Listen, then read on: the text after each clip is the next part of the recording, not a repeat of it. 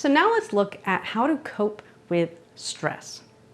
So first, I want you to imagine that you are walking down the sidewalk and you trip. You would probably have a mild reaction, but you would recover quickly and you'd keep walking. But now imagine that you are walking 2 feet from the edge of a cliff and you tripped. You would be terrified and your body would go into complete panic, rightfully so. Now, I want you to imagine a time when you were feeling pretty good and things were going well, and someone you love did something that annoyed you, like left out the dishes or left a soggy floor in the bathroom. And in that situation, those were mildly irritating.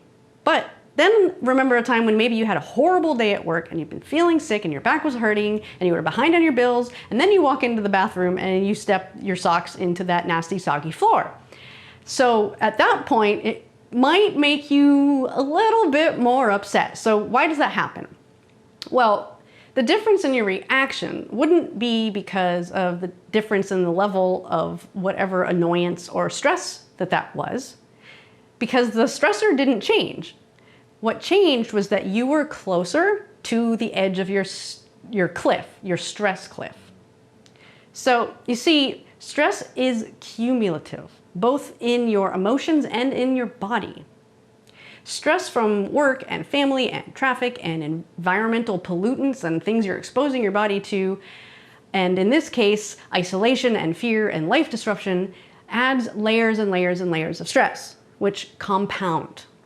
So as you face additional stressors throughout your day, you begin to feel weighed down or overwhelmed or frustrated, and you become more and more sensitive to each additional stressor.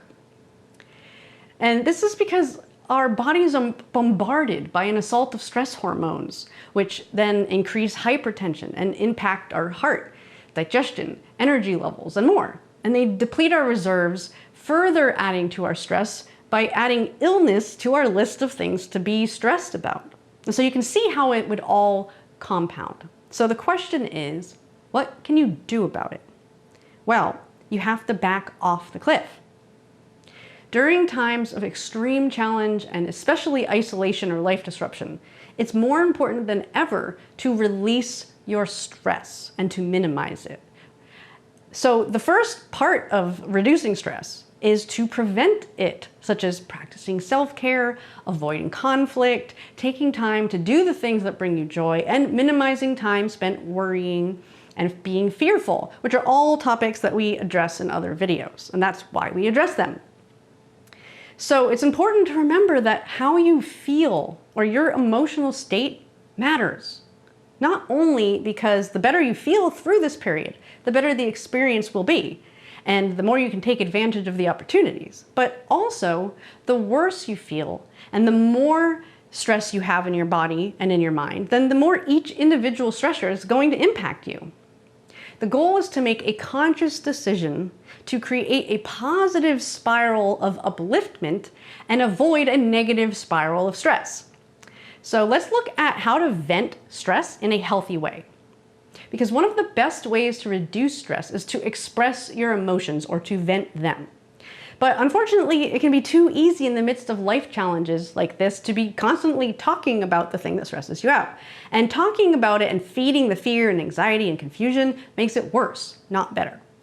There's a right way and a wrong way to vent or express your emotions. So I want you to think about the stress that you experience kind of like a balloon. That every time you experience stress, it's like you're blowing another breath into that balloon. It just gets bigger and bigger, and eventually, what's going to happen? It's going to pop, leading you to some sort of an outburst or an extreme reaction, either emotionally or even physically. And this is why you need to vent or let out the pressure. And you can do this by venting to yourself, for instance, by writing about how you feel, or even saying out loud to yourself, like in front of the mirror. And you can also do this by talking about how you feel to someone that you trust. Now, notice that in both of those examples, either you or with someone else, that I mentioned expressing how you feel. So this is not about discussing what is happening. It's about discussing how you feel, just the emotion itself. Because by expressing the emotion, you release the emotion instead of bottling it up and holding it inside of that balloon. So if you're going to express how you're feeling to yourself, after you write it down or say it, mentally acknowledge yourself and affirm to yourself that the way that you feel makes sense and that it's okay to let it out. And in the same way, if you're going to be venting with a trusted person, establish ahead of time that the goal of the discussion is to express emotions in order to release them, not to try to solve any problems or to talk about the situation. And this can actually be a two-way venting session if you want to. So if you do this with someone else, make sure that you affirm and acknowledge each other for the rightness of how you feel and for the willingness to express it. This can be very freeing. So you want to be processing your emotions deliberately in a way like this, rather than waiting till they happen and having some sort of a knee-jerk reaction to them.